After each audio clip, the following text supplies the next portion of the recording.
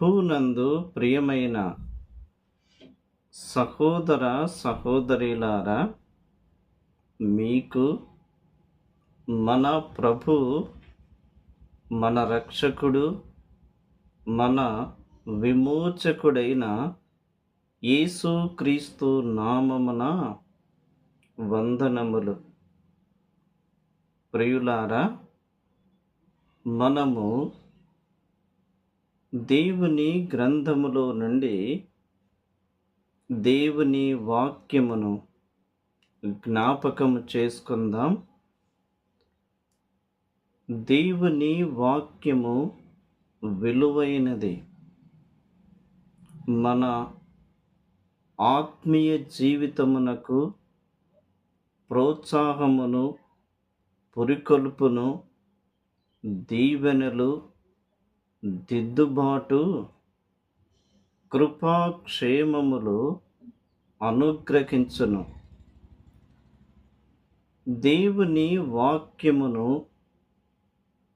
ఎవరు ఎంతగా ప్రేమిస్తూ ఉంటారో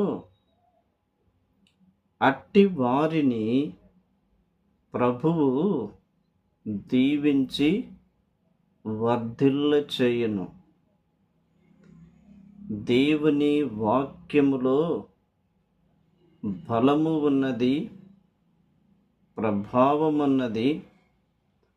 వాక్యము మన జీవితములో గొప్ప మార్పును తీసుకొని రాగలదు. అందుకే వాక్యమును ప్రేమించాలి, వాక్యమును చదవాలి, వాక్యమును ధ్యానించాలి, వాక్యమును హృదయములో భద్రము చేసుకొనవలెను. మంచిది. దేవుని గ్రంథములో నుండి క్రొత్త నిబంధనలో మార్కు సువార్త 13వ అధ్యాయము, మార్కు సువార్త 13వ అధ్యాయము 33వ వచనం మనం చదువుకుందాం. జాగ్రత్త పడుడి, మెలకువగా ఉండి ప్రార్థన చేయుడి. చిన్న మాట ప్రార్థన చేసుకుందాం. కృపా కనికరములు గల మా తండ్రి, మీకు స్తోత్రములు చెల్లిస్తూ ఉన్నాము. మీ వాక్యము చదువుకొని ఉండగా మీరు దీవించి మాతో మీరు మాట్లాడమని, మమ్మును సంధించుమని, ఈ మాటలు వినుచున్న ప్రతి ఒక్కొక్కరిని మీరు దీవించుమని యేసుక్రీస్తు ప్రభు ఘనమైన శ్రేష్టమైన నామమున స్తోత్రములు చెల్లించి వేడుకొనుచున్నాము తండ్రి. ఆమెన్. ప్రభువునందు ప్రియులారా, మనము మార్కు సువార్త 13వ అధ్యాయము 33వ వచనము మనం చదువుకున్నాం. ఆ వచనములో ముఖ్యముగా 2 మాటలు కనిపిస్తున్నవి. ఏమిటి ఆ 2 మాటలు అంటే, ఒకటి జాగ్రత్త పడుడి, రెండవది మెలకువగా ఉండి ప్రార్థన చేయుడి.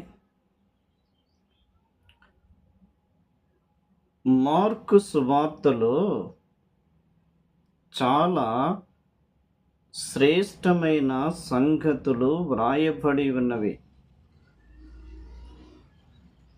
మార్కు సువార్తలో మన ప్రభు అయిన యేసు క్రీస్తు యొక్క సేవ, పరిచర్య, సేవలో మాదిరి, పరిచర్యలో మాదిరి, ఆత్మీయ జీవితానికి మెలకువలు, సూచనలు, సలహాలు ఈ సువార్తలో మనము గమనించగలము. మార్కు సువార్తలో 16 అధ్యాయములు ఉన్నవి. మొదటి 13 అధ్యాయాలు యేసు క్రీస్తు భూమి మీద చేసిన పరిచర్య, ఆ వివరాలు ఉన్నవి. 14, 15 యేసు క్రీస్తు కలువరి సిలువలో చేసిన పరిచర్య, ఆ వివరాలు ఉన్నవి.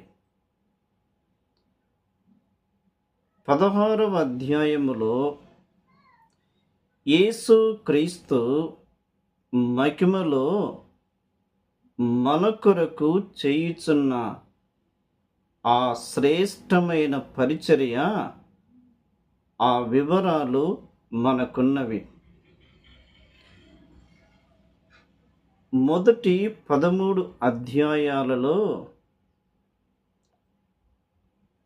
యేసు క్రీస్తు జీవితము, 14, 15 అధ్యాయాలలో యేసు క్రీస్తు సిలువ, శ్రమలు, మరణమును గూర్చి మనము చూడగలము. 16వ అధ్యాయములో యేసు క్రీస్తు పునరుత్థానము మాత్రమే కాకుండా ఆయన పరలోకములో ప్రస్తుతము చేయుచున్న నిరంతర ప్రధాన యాజకత్వము. మార్కు సువార్త 13వ అధ్యాయము 33వ వచనములో మనము 2 మాటలు జ్ఞాపకము చేసుకున్నాము. ఏమిటి ఆ 2 మాటలు అంటే, ఒకటి జాగ్రత్త పడుడి, రెండవది మెలకువగా ఉండి ప్రార్థన చేయుడి. ఈ 2 ఒక విశ్వాసికి, ఒక ఆత్మీయునికి, ఒక దైవ సేవకునికి ఈ 2 చాలా ప్రాముఖ్యమైనవే. ఈ దినాలు ఎటువంటి దినాలు అంటే, ఒక విధముగా చెప్పాలి అంటే అంత్య దినాలు, ఆఖరి దినాలు, చెడ్డ దినాలు, భక్తిహీనత విస్తరించుచున్న దినాలు, ఆత్మీయత, ఉజ్జీవము క్రమక్రమముగా చల్లారిపోవుచున్న దినాలు. ఇటువంటి దినాలలో మనముంటుండగా ఒక విశ్వాసి కానీ, ఒక ఆత్మీయుడు కానీ, ఒక దైవ సేవకుడు కానీ అన్నిటిలో జాగ్రత్తగా ఉండాలి.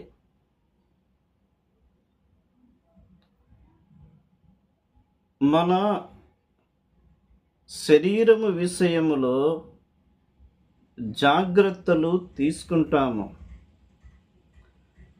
మన ఆరోగ్యము విషయములో జాగ్రత్తలు తీసుకుంటాము. కానీ వీటికంటే మరి ముఖ్యమైనది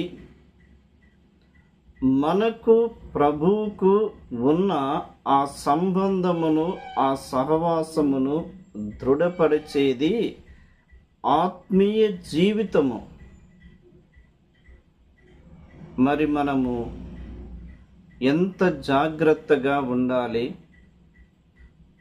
యేసు క్రీస్తు ప్రభువు భూలోకములో ఉన్నప్పుడు ఆయన ఒక మాట జ్ఞాపకం చేశాడు.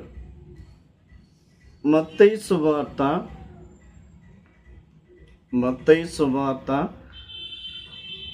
10వ అధ్యాయము 16వ వచనము. ఇదిగో, తోడేళ్ల మధ్యకు గొర్రెలను పంపినట్టు నేను మిమ్మును పంపుచున్నాను గనుక పాముల వలె వివేకులను, పావురముల వలె నిష్కపటులునై ఉండుడి. ఇక్కడ యేసు ప్రభు 2 మాటలు జ్ఞాపకం చేశాడు. ఒకటి, పాముల వలె వివేకము కలిగి. 2, పావురముల వలె నిష్కపటులై ఉండుడి.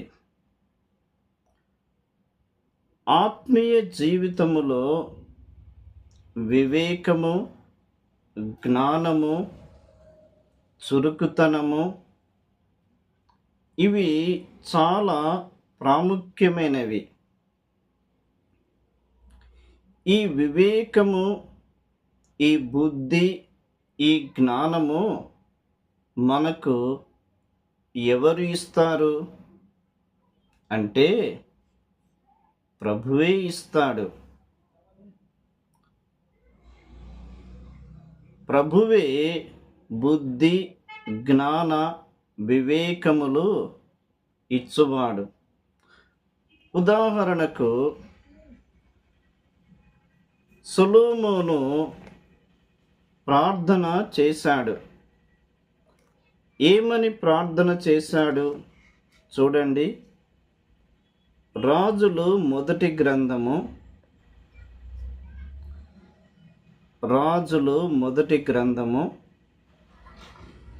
3వ అధ్యాయము. రాజులు మొదటి గ్రంథము 3వ అధ్యాయము 9వ వచనములో 3వ వరుస, నీ జనులకు న్యాయము తీర్చునట్లు నీ దాసుడనైన నాకు వివేకము గల హృదయము దయచేయము. సొలొమోను వివేకము గల హృదయమును ప్రభువు యొద్ద నుండి కోరుకుంటుండగా ప్రభువు సొలొమోను ప్రార్థనను విని ఆయన దయచేశాడు. 12వ వచనం చూడండి. 12వ వచనము, నీవు ఈలాగున అడిగినందున నీ మనవి ఆలకించుచున్నాను. బుద్ధి వివేకములు గల హృదయము నీకిచ్చుచున్నాను. పూర్వీకులలో నీ వంటి వాడు ఒకడునూ లేడు, ఇక మీదట నీ వంటి వాడొకడును ఉండడు. ప్రియులారా, సొలొమోను యథార్థమైన హృదయముతో, మంచి మనసుతో దేవుని చిత్తానుసారమైన ప్రార్థన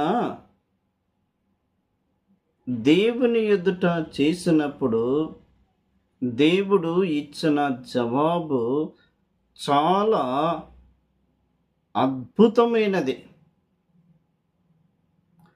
సొలొమోను వివేకము గల హృదయము దయచేయము అని అడిగినప్పుడు దేవుడు సొలొమోను ప్రార్థన విని బుద్ధి జ్ఞాన వివేకము గల హృదయము ఇచ్చుట మాత్రమే కాకుండా పూర్వీకులలో నీ వంటి వాడు ఒకడును లేడు, ఇక మీదట నీ వంటి వాడొకడును ఉండడు. దేవుడు సొలొమోనుకు జ్ఞానమును ఇచ్చాడు, ఐశ్వర్యమునిచ్చాడు, ఘనతను ఇచ్చాడు, ఒక ఉన్నతమైన స్థితిని దేవుడిచ్చాడు. అవును ప్రియులారా,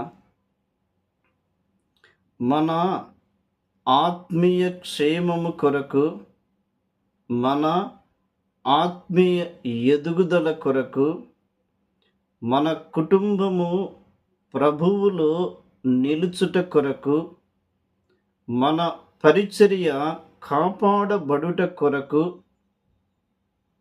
మనము, మన కుటుంబము, పరిచర్య ప్రభువు దృష్టిలో యోగ్యముగా ఉండునట్లు మనము ప్రార్థన చేసినప్పుడు దేవుడు ఆ ప్రార్థనకు ముద్ర వేయును. ఎందుకంటే మొదట ఆయన నీతిని, ఆయన రాజ్యమును వెదికినప్పుడు ప్రభువు మనకు కావలసినవన్నీ సమకూర్చువాడు, సిద్ధపరచువాడు. కాబట్టి ఈ అంత్య దినాలలో మనము పాముల వలె వివేకము కలిగి నడుచుకొనవలెను, జ్ఞానము కలిగి నడుచుకొనవలెను, చురుకుగా ఉండవలెను, బుద్ధి జ్ఞాన వివేకములు కలిగి ఉండవలెను.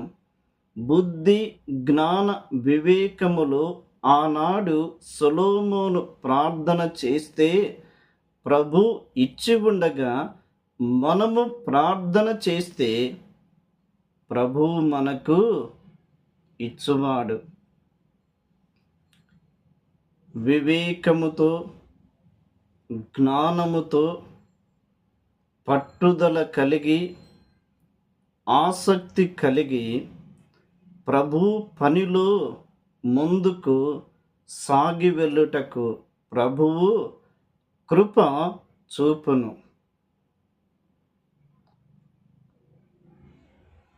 పరిచర్యను పాడు చేసే,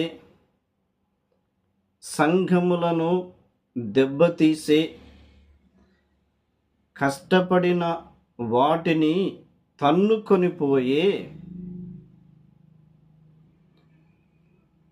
అబద్ధ బోధకులు బయలుదేరి ఉన్నారు. ఈనాడే కాదు, ఆనాటి శిష్యుల కాలము నుండి, అపోస్తలుల కాలము నుండి దుర్బోధకులు, అబద్ధ బోధకులు బయలుదేరినారు. కాబట్టి మన విషయములో, మన కుటుంబము విషయములో, మనము చేస్తున్న ఆ శ్రేష్టమైన పరిచర్య విషయములో జ్ఞానము కలిగి, వివేకము కలిగి ప్రవర్తించుటకు ప్రభు అట్టి కృపను మనకు దయచేయునుగాక. ప్రార్థన చేసుకుందాం.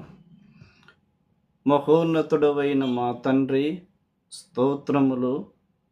మీ మాటలు దీవించి మా హృదయములో ముద్రించి ఫలింపచేయమని యేసు క్రీస్తు నామమున స్తోత్రములు చెల్లించి వేడుకొనుచున్నాము తండ్రి. ఆమెన్. అందరికీ వందనములు.